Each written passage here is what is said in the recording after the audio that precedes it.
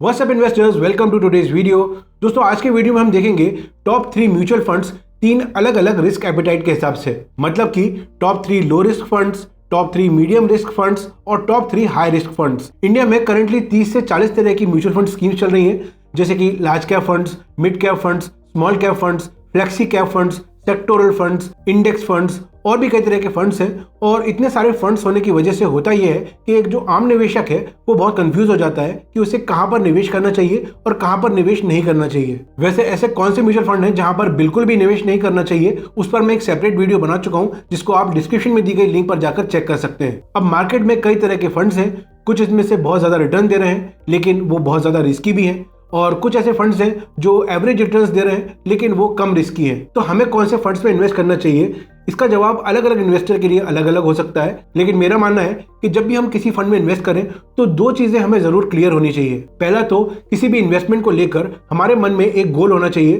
For example, आप कितनी risk लेकर कितने % रिटर्न को टारगेट कर रहे हैं। और ऐसे में हो सकता है कि आप 13 से 15% रिटर्न को टारगेट कर रहे हो और आप लो रिस्क फंड में इन्वेस्टेड हो, तो ऐसे में 25 से 30% रिटर्न वाले हाई रिस्क फंड्स को देखकर आपको परेशान नहीं होना चाहिए, क्योंकि आपका टारगेट 13 से 15% ही है। और क्योंकि वो हाई रिस्क फंड्स हैं तो वहां पर एक झटके में उनकी वैल्यू भी कम हो सकती है। और जो दूसरी चीज आपको यहाँ पर ध्यान रखनी है वो है आपके इन्वेस्टमेंट का पर्पस। कुछ फंड्स जो होते हैं वो टैक्स सेविंग के लिए होते हैं, कुछ फंड्स लॉन्ग टर्म के लिए होते हैं, कुछ फंड्स शॉर्ट टर्म के लिए होते हैं। तो जब भी हम इन्वेस्ट करें तो उस इन्वेस्टमेंट का पर्पस भी हमारे माइंड में क्लियर होना चाहिए। अगर आपके पास एक स्पेसिफिक गोल है और आपका पर्पस क्लियर है तो आप हमेशा सही जगह पर ही इन्वेस्ट करेंगे। तो चलिए अब देखते हैं आज के हमारे top mutual funds for every type of investors. लेकिन उससे पहले आपसे एक रिक्वेस्ट है कि इस वीडियो को अभी से लाइक कर दीजिए और चैनल पर पहली बार आए हैं तो सब्सक्राइब कर लीजिए। अब दोस्तों, यहाँ पर जो मैंने फंड्स चूज किए हैं उनको चूज करने के लिए मैंने क्या क्या पैरामीटर्स लिए हैं उस पर बात करते हैं। तो पहला पैरामीटर मैंने यहाँ पर लिया है AUM, यानी कि एसेट अंडर मैनेजमेंट। इसका मतलब है कि जिस फंड में हम इन्वेस्ट कर रहे हैं उस फंड का साइज कितना बड़ा है। हमेशा हमें बहुत छोटे एसेट अंडर मैनेजमेंट वाले फंड्स में इन्वेस्ट नहीं करना चाहिए। दूसरा पैरामीटर है एक्सपेंस रेशो। एक्सपेंस रेशो और कुछ नहीं, फंड की फीस होती है। इसके बाद हम इसके 3 ईयर और 5 ईयर के कंपाउंड एनुअल ग्रोथ रेट को देखेंगे। इसके बाद हम देखेंगे शार्प रेशो, जो कि किसी भी फंड का रिस्क एडजस्टेड परफॉर्मेंस बताता है। एंड फाइनली हम चेक करेंगे 3 ईयर रोलिंग रिटर्न्स, जो हमें बताएगा कि फंड के रिटर्न्स की कंसिस्टेंसी कैसी है, क्या वो कंसिस्टेंटली उतनी ही रिटर्न जनरेट कर पा रहा है। तो ये कुछ पैरामीटर्स हैं जिसको चेक करने के बाद मैंने इन फंड्स को शॉर्टलिस्ट किया है। तो सबसे पहले हम यहाँ पर लो रिस्क फंड्स को चेक करेंगे। अब जो लो रिस्क फंड्स हैं वो किस टाइप के इन्वेस्टर के लिए बेस्ट सूटेड है। तो ऐसे इन्वेस्टर्स जो कि कंजर्वेटिव इन्वेस्टर्स हैं, अपनी 50s एंड 60s में हैं, फिक्स डिपॉजिट से बेटर रिटर्न्स चाहते हैं और अपने इन्वेस्टमेंट्स पर हाई लिक्विडिटी चाहते हैं फॉर इमरजेंसी पर्पसेस। अब लो रिस्क फंड में सबसे पॉपुलर ऑप्शन जो आजकल हो गया है वो है इंडेक्स फंड। बेसिकली फंड्स जो होते हैं वो 2 तरह के होते हैं। एक होता है एक्टिवली मैनेज फंड्स, जहां पर एक फंड मैनेजर एक्टिवली आपके फंड को मैनेज करता है, और दूसरा होता है पैसिवली मैनेज फंड्स, जहां पर कोई भी फंड मैनेजर नहीं होता है जो आपके फंड को मैनेज करे। जो फंड होता है वो किसी बेंचमार्क को मिमिक करता है, जैसे कि इंडेक्स फंड्स जो कि किसी बेंचमार्क को मिमिक करता है, जैसे कि निफ्टी 50 या फिर सेंसेक्स। क्योंकि इंडेक्स फंड को कोई भी फंड मैनेजर मैनेज नहीं करता है, इसलिए यहाँ पर जो इसका एक्सपेंस रेशो है या इसकी जो फीस है वो किसी भी म्यूचुअल फंड से कम होती है। हिस्टोरिकली ऐसा देखा गया है कि जो 90% लार्ज कैप फंड्स होते हैं वो अपने बेंचमार्क को बीट नहीं कर पा रहे हैं। ऐसे में index funds are much better option. यहाँ पर फीस भी कम होती है और यहाँ पर कंसिस्टेंट रिटर्न्स भी हैं। इसलिए यहाँ पर मैंने जो टॉप 3 ऑप्शंस हैं उसमें 2 इंडेक्स फंड्स रखे हैं। पहला है UTI निफ्टी 50 इंडेक्स फंड्स। इसका AUM है 13,626 करोड़ का। एक्सपेंस रेशो है 0.41। 3 ईयर का CAGR है 17.72। 5 ईयर का CAGR है 15.76।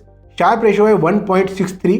रोलिंग रिटर्न्स है 22.24। अगर आप UTI में इन्वेस्ट नहीं करना चाहते हैं तो आप बड़ा फंड साइज और रेप्यूटेड कंपनी को देखकर उसमें भी इन्वेस्ट कर सकते हैं, जैसे कि Nippon India, axis, HDFC, SBI। इन सब के इंडेक्स फंड्स का रिटर्न भी लगभग सेम ही होता है। सेकंड ऑप्शन मैंने चूज किया है DSP Nifty 50 equal weight index funds. अब इक्वल वेट इंडेक्स फंड्स क्या होते हैं? अब यूजुअली क्या होता है, जो इंडेक्स फंड्स होते हैं वो मार्केट कैप वेटेड फंड्स होते हैं, यानी कि जितना मार्केट कैप है उस वेटेज के हिसाब से फंड में पैसा इन्वेस्ट होता है। अगर रिलायंस का मार्केट कैप बड़ा है और किसी दूसरी कंपनी का मार्केट कैप उससे छोटा है तो रिलायंस में ज्यादा पैसा इन्वेस्ट होगा। लेकिन जो इक्वल वेटेड फंड्स होते हैं उसमें क्या होता है, मान लीजिए जैसे निफ्टी 50 में 50 कंपनीज हैं तो उन 50 कंपनी में बराबर अमाउंट इन्वेस्ट होगा। तो यहाँ पर जो DSP Nifty 50 equal weight index fund है उसका AUM है 862 करोड़ का।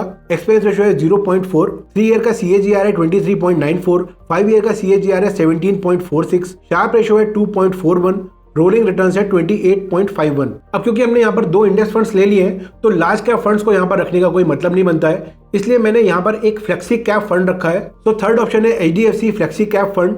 AUM है 42,270 करोड़ का, एक्सपेंस रेशियो है 0.92, 3 ईयर का CAGR है 29.93, 5 ईयर का CAGR है 19.73, शार्प रेशियो है 2.70 का और रोलिंग रिटर्न्स है 31.84। Now let's look at medium risk funds. तो medium risk funds best suited होते हैं उन लोगों के लिए जो कि या तो फर्स्ट टाइम इन्वेस्टर्स हैं या फिर someone in their 30s and 40s can invest for 5 to 10 years। इनकी एक स्टेबल इनकम होती है और इनके पास एक इमरजेंसी फंड अवेलेबल होता है। पहला फंड है Nippon India growth fund. AUM है 19,081 करोड़, एक्सपेंस रेशियो है 0.85, 3 ईयर CAGR है 33.55, 5 ईयर CAGR है 25.06, शार्प रेशियो है 3.63, रोलिंग रिटर्न्स है 34.31। अब यहाँ पर एक चीज आपको बताना मैं भूल गया हूँ कि जो शार्प रेशियो होता है वो 1 से जितना ज्यादा होता है उतना अच्छा होता है, यानी कि अगर 3 शार्प रेशियो है तो वो बहुत अच्छा माना जाता है। शार्प रेशियो हमें बताता है कि फंड का रिस्क एडजस्टेड परफॉर्मेंस कैसा है। सेकंड फंड है HDFC large and mid cap fund. AUM में 13,427 करोड़ का, एक्सपेंस रेशियो है 0.93, 3 ईयर CAGR है 30.58, 5 ईयर CAGR है 20.78, शार्प रेशियो है 3.14, रोलिंग रिटर्न्स है 63.70। मीडियम रिस्क कैटेगरी का हमारा थर्ड फंड है axis growth of fund. AUM है 10,396 करोड़, एक्सपेंस रेशियो है 0.55, 3 ईयर CAGR है 22.45, 5 ईयर CAGR है 21.88, शार्प रेशियो है 2.46, रोलिंग रिटर्न्स है 26.67। एंड फाइनली अब चेक करते हैं high risk funds. High risk funds में किन लोगों को इन्वेस्ट करना चाहिए। यहाँ पर या तो हाई रिस्क एपेटाइट इंडिविजुअल्स को इन्वेस्ट करना चाहिए, यंग इन्वेस्टर भी यहाँ पर इन्वेस्ट कर सकते हैं, इसके अलावा एक्सपीरियंस्ड एंड नॉलेजेबल इन्वेस्टर्स यहाँ पर इन्वेस्ट करते हैं। यूजुअली इन फंड्स में लॉन्ग टर्म इन्वेस्टेड रहना ज्यादा प्रॉफिटेबल होता है, 10 से ज्यादा साल के लिए आप यहाँ पर इन्वेस्टेड रह सकते हैं। इसलिए जो यंग इन्वेस्टर्स होते हैं उनके पास काफी टाइम होता है, वो काफी लंबे समय के लिए इन्वेस्टेड रह सकते हैं, इसलिए वो अपने पोर्टफोलियो में कुछ हाई रिस्क फंड्स को रख सकते हैं। तो हाई रिस्क फंड में सबसे पहला फंड है Nippon India small cap fund direct growth. AUM है 37,319 करोड़, एक्सपेंस रेशियो है 0.69, 3 ईयर CAGR है 43.42, 5 ईयर CAGR है 29.18, शार्प रेशियो है 3.73, रोलिंग रिटर्न्स है 47.44। सेकंड ऑप्शन है quant small cap fund direct plan growth.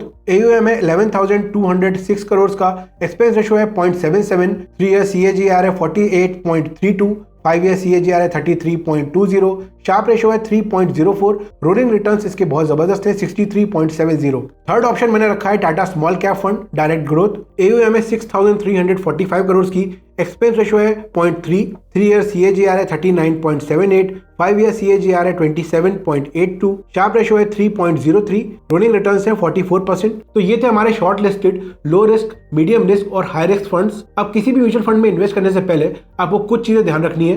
अगर आप SIP के थ्रू म्यूचुअल फंड्स में इन्वेस्ट कर रहे हैं तो आपके पास 2 या 3 से ज्यादा फंड्स नहीं होने चाहिए और जनरली आपके पास 4 या 5 फंड से ज्यादा नहीं होने चाहिए। दूसरा, एक इंडेक्स फंड आपके पोर्टफोलियो में जरूर होना चाहिए।